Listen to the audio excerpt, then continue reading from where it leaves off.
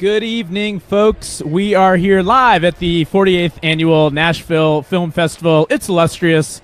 It's wonderful. It's been going on for 7 days now. Is that correct? Well, and for 8 days. It's been going on for 8 days. Enough about that. Folks, I'm Ben. This is Maury. We are hosts of the Ben and Maury Show, Nashville's late night talk show.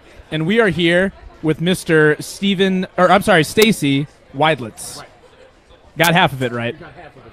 Tell us who you are, Stacy. Let's see. I'm a composer, songwriter. Been involved with the festival since 2004. I was their board president from 2007 to 2009. I'm back on the board. I kind of got connected with the festival through a dance film, excuse me, that Patrick Swayze and his wife Lisa did.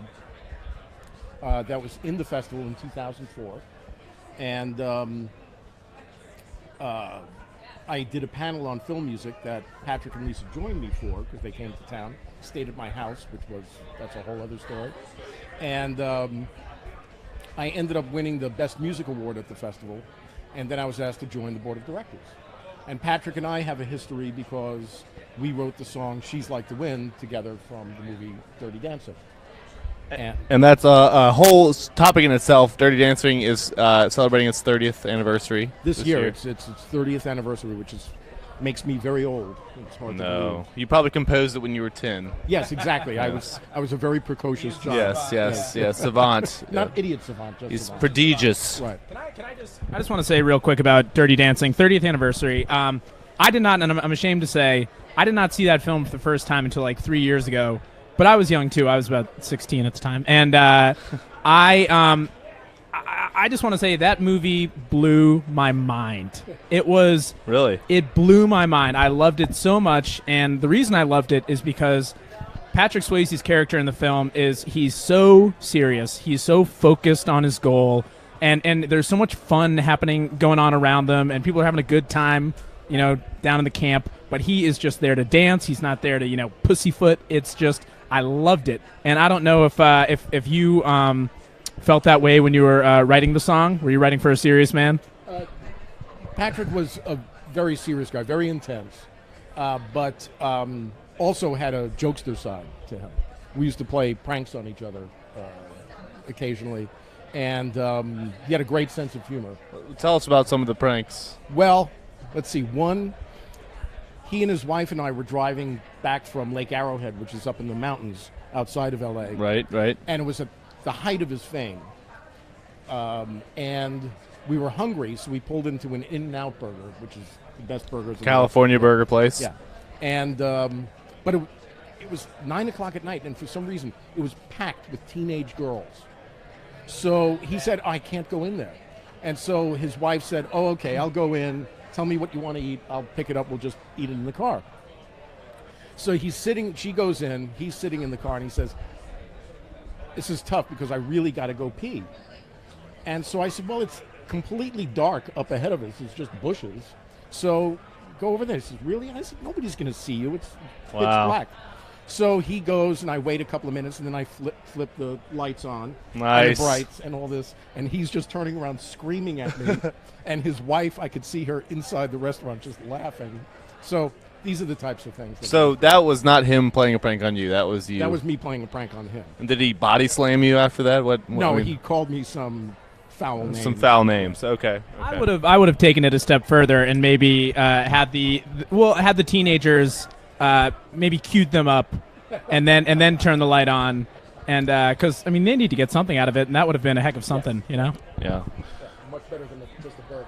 Right. So tell us a little more about your involvement this year with the film festival and what it's like being on the board of directors. It's great. I haven't been as participatory as I would like because I'm on some other boards like the Nashville Opera and an organization in town called Leadership Music, which is the cult behind the music industry, basically. What does that mean? Leadership Music was founded in 89 and by industry leaders, and it's to foster communication between different aspects of the music business. And like this year, 330 people applied for it, and they select about 45 people. Then you'll have some songwriters, publishers, managers, and then also some people from the community, like Mayor Megan Barry went through it 3 years ago. Carl Dean went through the program in 2010, and I think Congressman Jim Cooper went through it as well. So it's a tremendous learning experience. It's a 9-month, very intense program, and it bonds you with your classmates for life. So, like 4 of my classmates are here tonight, and so it's one of whom is also an ex-president of the board of the film festival. So it's a great thing, and I'm going to be their board president this coming year. You're a busy man. Don't you want to take some time off? Nah. No. No. I'll tell you why. Having a song like She's Like the Wind, which has been so monumental on a worldwide scale, it makes me an incredibly lucky songwriter. So if I didn't do something to pay that back, I'd just be a lazy jerk. So I feel like I have to do something to pay that back a little bit. You know, it's interesting you bring this up. We've been doing these interviews for a couple days now, and we interviewed a couple gentlemen yesterday from this film, The Last Songwriter. Uh-huh. Are you familiar? And Yeah, I saw it last night. How was it? It was fantastic. It's about basically the difficulty of being a songwriter in an age of music streaming. Right. And I think the statistic was 80% of songwriters have Yes, up and left. There's been like an 80% attrition rate of songwriters in town. So, Lord, you were one of the lucky ones. I was one of the lucky ones that had When you wrote that song when you were 10. When I was 10, right. And it was when people were still buying records. So, it sold incredibly well. The song was top 10 in about 20 countries around the world. Wow. So it was a different era. But the fact that it's hung on and is still... I mean, I met a young filmmaker here the other night, a young woman from Mexico City. And she turned red when a friend of mine told her that I wrote She's Like the Wind. She says, "Oh, you're kidding. So it's amazing to me. It's amazing. Do you have kids? No, I don't. Okay, I was gonna. Never mind then. I was gonna. Well, it doesn't matter because they're not there. Could you tell us some about being vice mayor of Oak Hill? Oh yeah, yeah. That's sort of the next phase of my career that I got into politics last year. What happened was Oak Hill traditionally does not allow commercial development, but a few years ago, our then commissioners tried to very quietly rezone part of Oak Hill for commercial development. The citizens found out about it. We rose up against it. I got very involved in the fight. We won. I was then appointed to the Planning Commission because every songwriter knows about stormwater runoff. And then I was encouraged last year to run for one of the open seats on the Board of Commissioners, and I went door to door every weekend, and I won. So now I'm vice mayor. You know, I detect a non-Nashville accent. You think? That's and I believe that's a Strong Island accent. Yeah, it's Long Island. We do not say Long Island. That's a myth. Well, the reason I bring it up is because traditionally, out-of-town politicians have fared well in Nashville. Carl Dean, Purcell, Mayor Barry. Right. So you might be a shoo-in for the next mayor if that's kind of where your aspirations Today lie. Oak Hill, tomorrow the world. You know, I was actually disappointed. People can't see, but just behind us, we're at Hollywood Regal. I guess this would be west. Is Oak Hill? Oak Hill's right behind us, kind of. Yeah, it's a little that way. further south.